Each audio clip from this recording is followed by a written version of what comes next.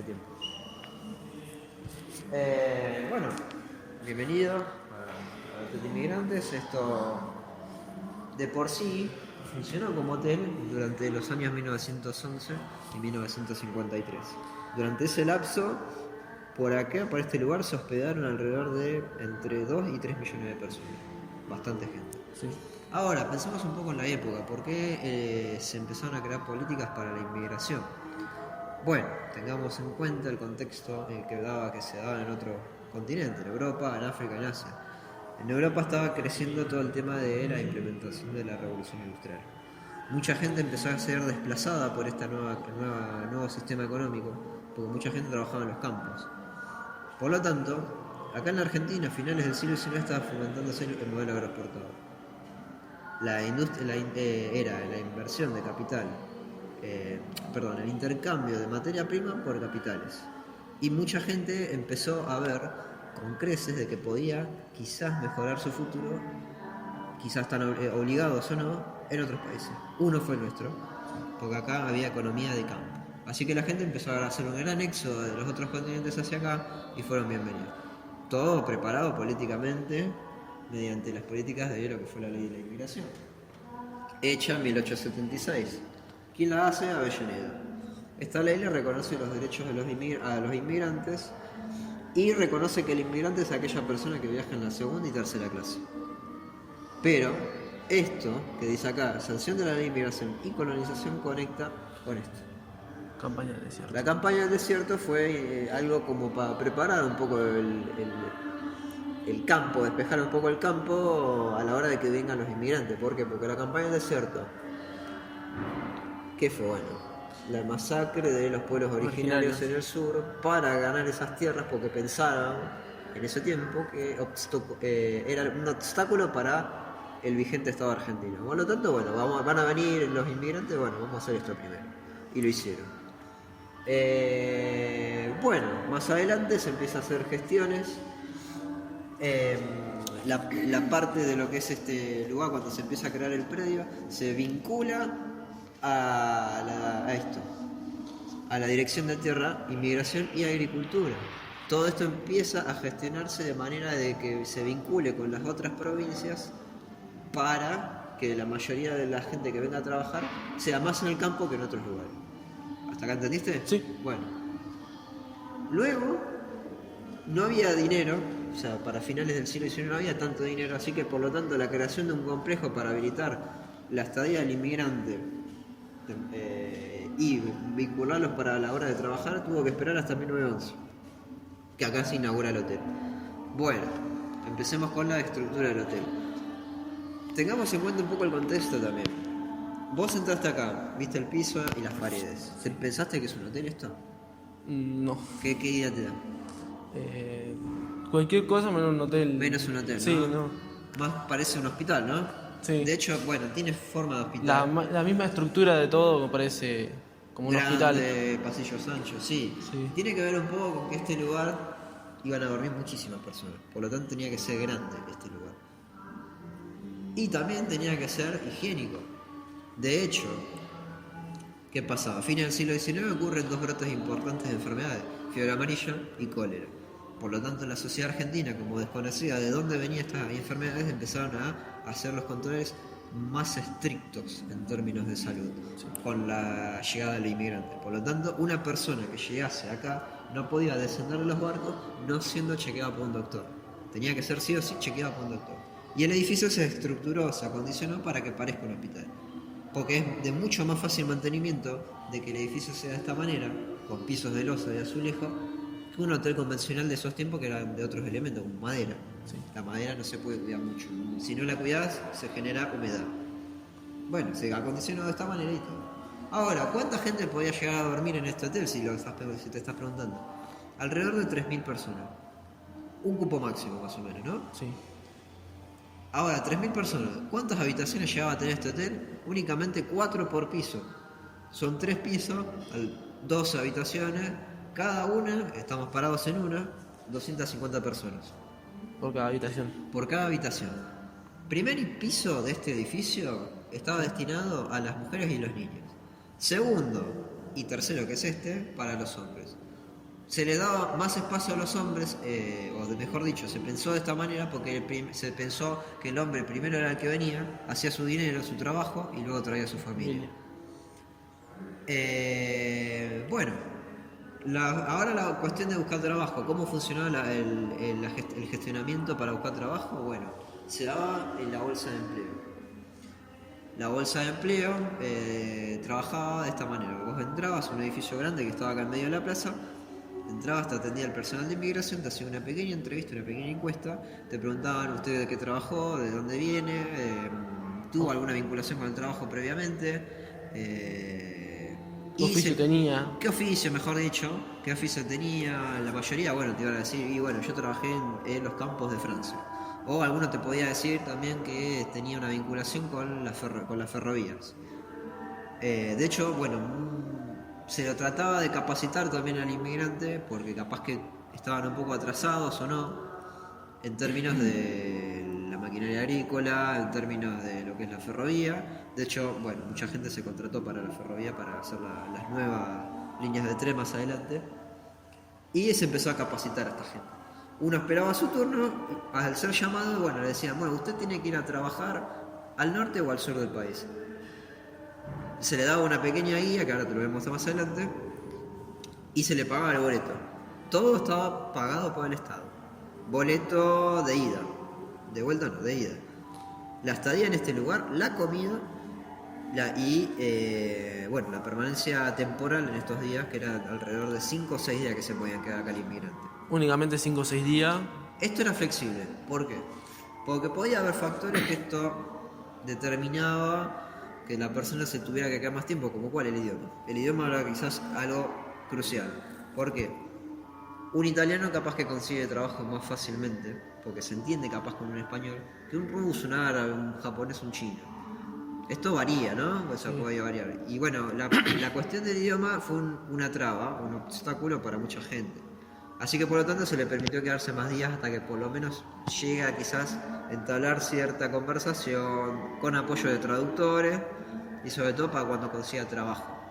Lo importante es que el inmigrante, al estar en este edificio, o mejor dicho en este complejo, no se iba acá sin un trabajo. ¿Hasta acá entendimos? Sí. Perfecto. Bueno, ahora vamos a mostrar un poco esta galería de imágenes que vamos a ver acá. ¿Cómo era esto?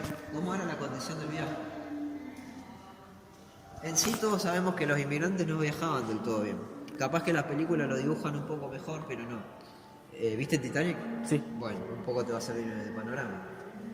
¿El inmigrante dónde viajaba? En la segunda y tercera clase de los barcos. La tercera clase era la parte más abajo del barco. De hecho, esa parte negra que vemos ahí de este barco. Sí. Y viajaban de esta manera. Mal. En situación precaria, en malas condiciones de salud. Amontonados, en calidad de hacinamiento. Sí. En calidad de hacinamiento. Y mucha gente viajaba en hacinamiento porque las empresas o las compañías de los barcos que garantizaban el viaje al inmigrante vendían boletos más de lo estipulado. Si un barco tenía una capacidad para alrededor de 800 personas en total, en la tercera clase, porque los barcos eran grandes, en la tercera clase, bueno, podía pasar de que vendiesen más de lo normal. Si un barco tiene 800, bueno, vamos a vender 900 para tener más plata. Esto pasaba, ¿y quién era el que salía más perjudicado? El inmigrante, sin saberlo. Esa foto es importante porque te muestra, ves que hay esa gente que está ahí con ambo blanco, con bata blanca, son los médicos que están chequeando a cada uno de los pasajeros, tanto tripulación como los inmigrantes. Bueno, acá vemos que lo que era el depósito, acá se guardaban los grandes baúles y las cajas de los inmigrantes cuando llegaban a este edificio. Vemos que en la foto más que nada hay hombres solos. Esto se podría decir que es de lo primero que llegó. La primera oleada de inmigración. La primera oleada empezó alrededor de 1880, 1920, quizás tirándose un poquito más. Cuando sí. bajaban del barco, directamente eran traídos hasta acá. No, porque este edificio era opcional, o sea, no es que uno directamente le decían, usted tiene que entrar acá para entrar a la Argentina, no. De hecho, la foto esta justamente te lo quería explicar. Acá observamos gente que está entrando al predio y acá hay gente que está siguiendo de largo saliendo del predio. podemos pensar que esta gente ya tenía contactos en Argentina. Por lo tanto, este edificio sí, en realidad era lo primero que veían cuando desembarcaban en este puerto, porque hay gente que desembarcó en otros puertos, y les llamaba la atención. Pero no es que estabas obligado a permanecer 5 o 6 días acá para entrar al país, no, podías seguir tu viaje.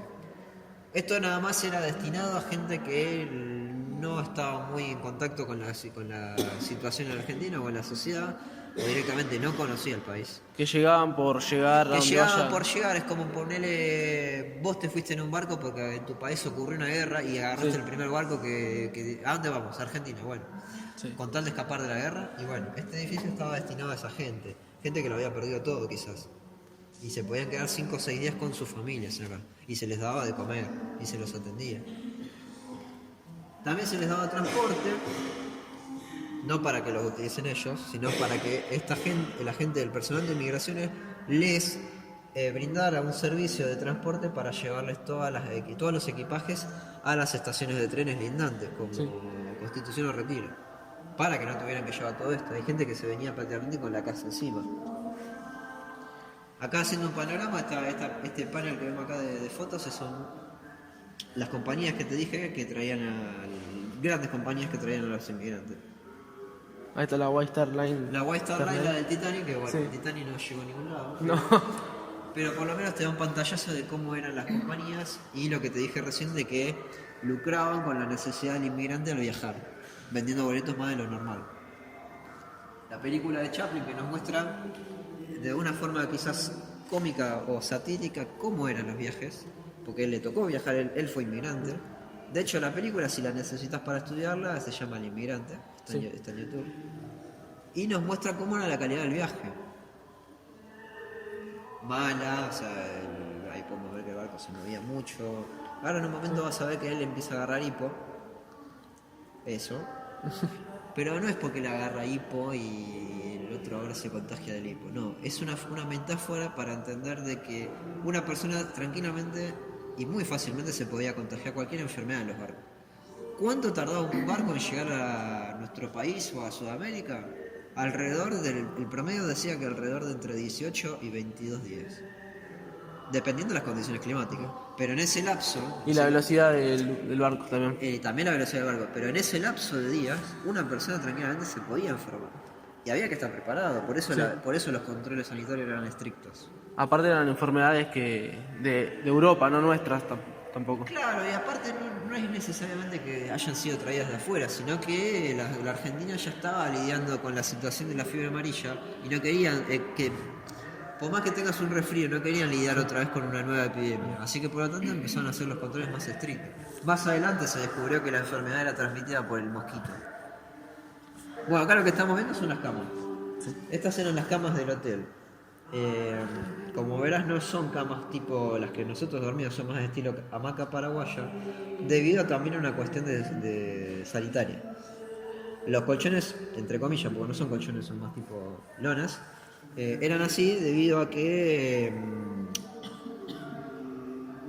por cuestiones sanitarias, esto era mucho más fácil de limpiar que un colchón convencional. Un colchón convencional, que está hecho de otros materiales como lana o goma espuma, si uno no lo cuida bien, puede generar piojos, liendres, pulgas o cualquier otra cosa, ácaros. Pero esta lona, no, es más limpia, más higiénica y por lo tanto más económica. Y permitía el fácil removido de esto a la hora de cambiarlo, ¿no? Uno, mientras se están limpiando 250 de esto, ya podemos poner otros 250.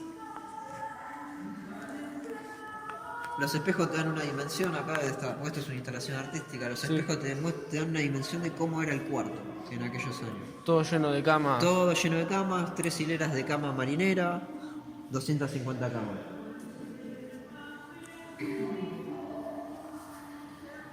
El predio también contaba con un hospital, que está acá afuera, ya no funciona más como hospital, para atender a las personas, ¿no?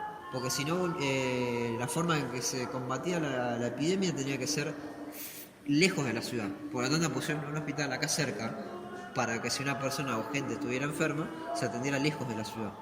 para no contagiar al resto. Y rápidamente. Y rápidamente, obviamente. Y si la persona estaba muy enferma, bueno, se la tenía que dejar en cuarentena acá, o no sé si conoces la isla Martín García. Sí. Bueno, en esa isla también se pasaba una cuarentena. Estas son fotos que nos muestran cómo era el hotel por fuera y por dentro. Bueno, el desembarcadero fue el primer edificio que se construyó de todo el predio y después se fueron construyendo los demás. Acá lo que observamos es lo que más nos interesa, la parte de adentro del edificio. Una de las cosas interesantes es que la única obligación que tenía que hacer el inmigrante era pocas cosas. Primero traer tres cosas. Una documentación que compruebe su identidad, algo que diga que no venían acá a reclamar dinero, o sea, no podían venir mendigos. Y tercero y más importante, algo que un vale o un registro de antecedentes penales libre, o sea, que no tuvieran problemas con la ley. También pensamos en el contexto de que a finales del siglo XIX, principio del XX, se estaba creando el anarquismo y el socialismo. Y Argentina no estaba exenta de decirle, bueno, pueden pasar. No, al contrario, tenía leyes que, entre comillas, los amparaban para expulsar a estas personas. Y bueno, y la otra obligación que tenían dentro del hotel era lavar su propia ropa. El inmigrante tenía que lavar sí o sí su propia ropa. Lo que vemos ahí son las antiguas cocinas que estaban en planta baja. La planta baja de este edificio, que ahora es el departamento de migraciones, era el antiguo comedor.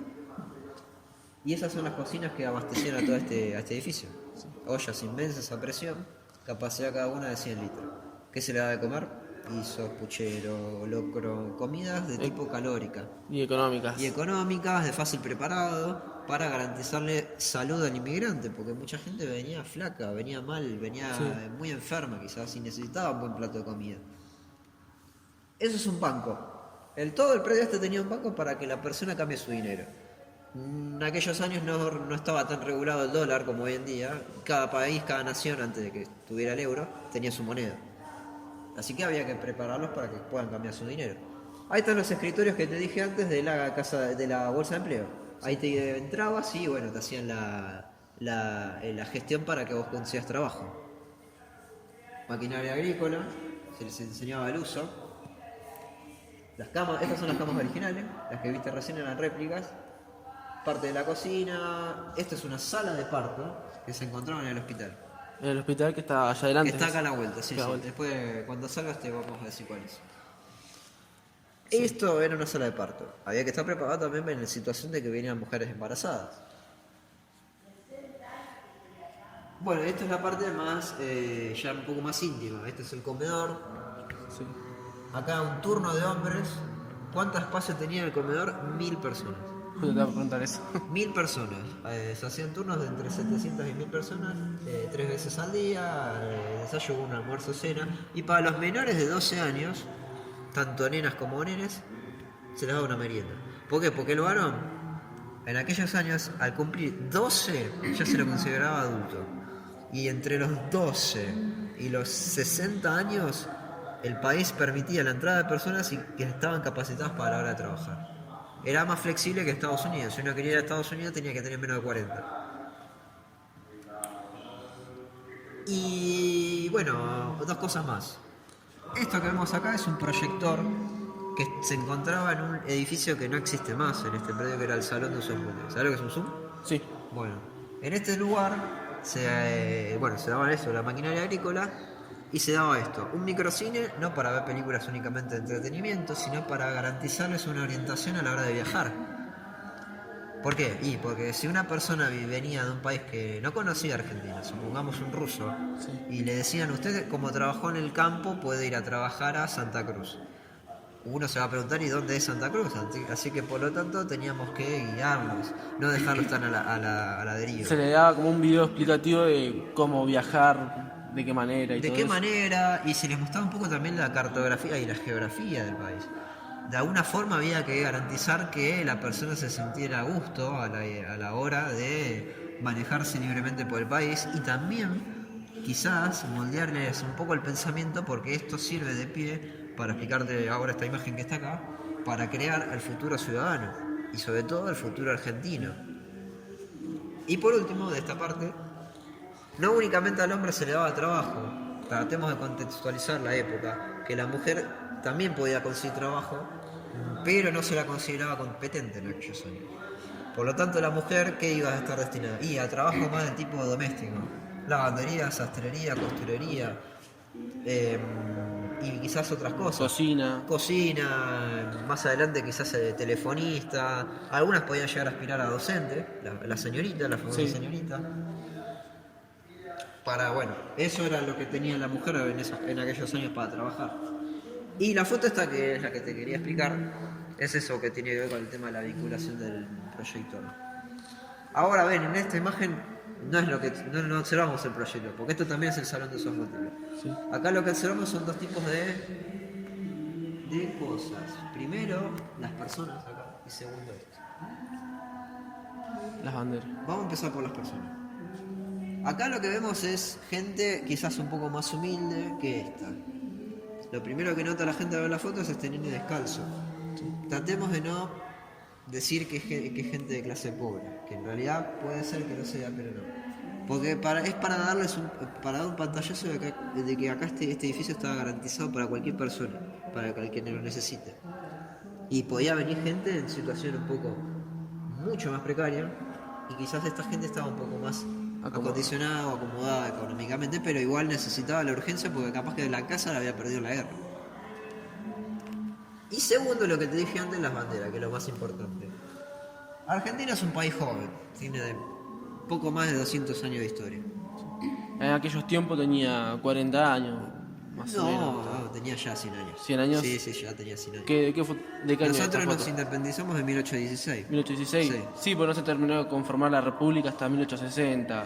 La Constitución 1853, pero igual el Estado, como todos lo conocemos, quizás se empezó a terminar de establecer en 1880. Sí. Pero sí, podemos decir que unos 40 años, como decís vos. Sí. A lo que voy es que la Argentina se estaba mostrando al mundo en aquellos años. La consideraban el granero del mundo, todo lo que uno quiera recordar de aquellos años, pero no únicamente todo es color de rosa. Los políticos de la época, Roca y su compañía y demás, estaban tratando de moldear la situación para que el inmigrante empiece a acomodarse en el país y formar al futuro ciudadano argentino. ¿Con quién? Con gente de afuera. Y también, bueno, la mano de obra extranjera es más barata. Pero no es únicamente mano de obra lo que se necesitaba, sino que lo que necesitaba era población. Argentina, cuando el censo de Sarmiento en el año 1869 arroja una cifra de alrededor de 1,5 millones de personas que vivían en el país, 1,5 millones, y Argentina hoy en día somos 45 millones. Era muy, muy poco, relativamente poco. Así que había que preparar todo el campo para que venga esta gente y pueble la Argentina. Pero sin embargo mucha gente se mostró un tanto reticente, o sea, un poco contraria a la idea de cambiar su nacionalidad para tener ciertos derechos. Y es por eso que empezaron a crear sociedades de fomento, empezaron a establecerse con sus comunidades. Con sus comunidades en Argentina, pero sobre todo con su cultura, en nuestro país. Por eso Argentina está atravesada por la cultura de otros países. ¿Y qué pasaba? Esos derechos, que no eran del todo mal, uno siempre piensa a futuro de sus hijos, uno de todos era la ley 1420, que les garantizaba la educación pública, laica, gratuita, obligatoria.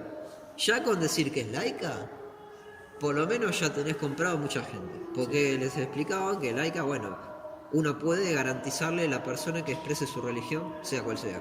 Ya con eso ya habrá bastante. Por eso vino mucha comunidad judía, por eso vino mucha comunidad musulmana, que más adelante, y así sucesivamente. Y bueno, sobre todo garantizarles la educación a gente que quizás era analfabeta. Sobre todo muchos niños que estaban preparados para la primaria y el secundario.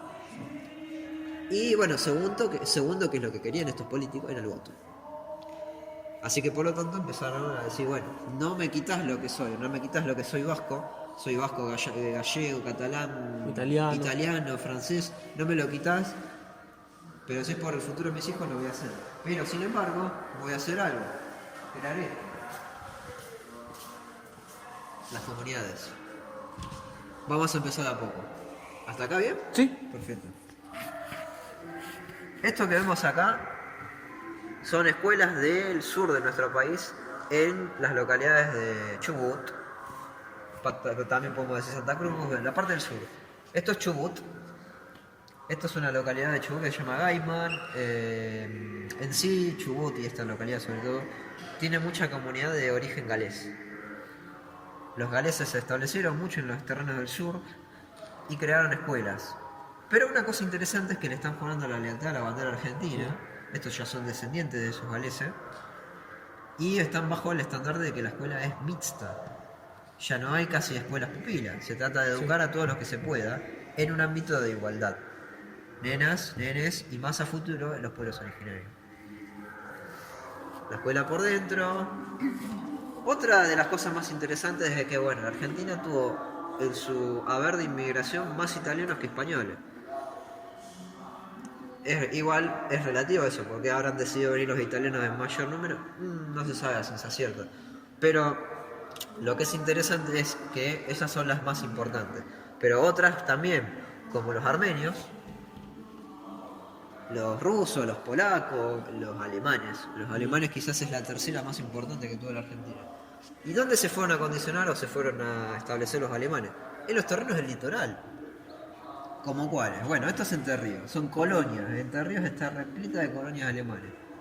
Podemos decir parte de Santa Fe, parte de Chaco, Misiones y Corrientes. Sí. Todo lo que es el litoral se establecieron los alemanes. Italianos, allá abajo hay rusos, franceses, y otra comunidad de las más importantes fue la comunidad judía. Esto que estás viendo acá en estas fotos es Lamia, la mutual de Lamia, con los talleres que se les daba a los inmigrantes de origen tipo judío o israelí, trabajo, como cuáles, metalúrgica, talleres de siderúrgica, para las mujeres sastrería, costura, tela.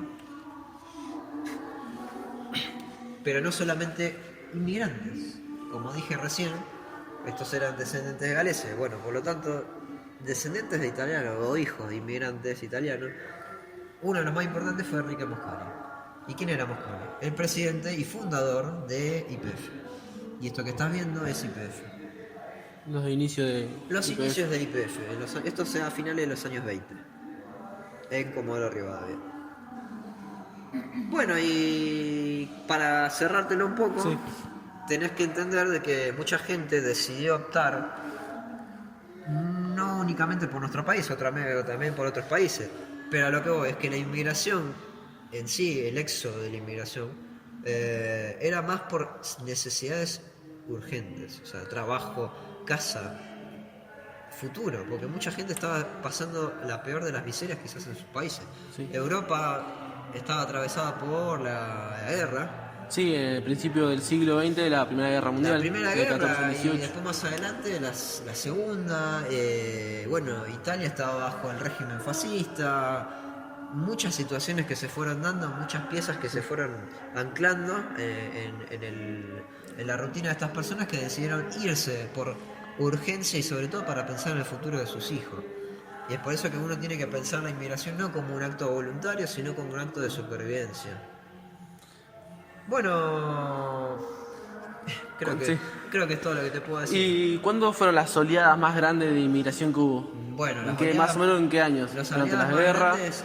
El periodo de entreguerras, más que en el de guerra, pero podemos decir que sí, están a la par.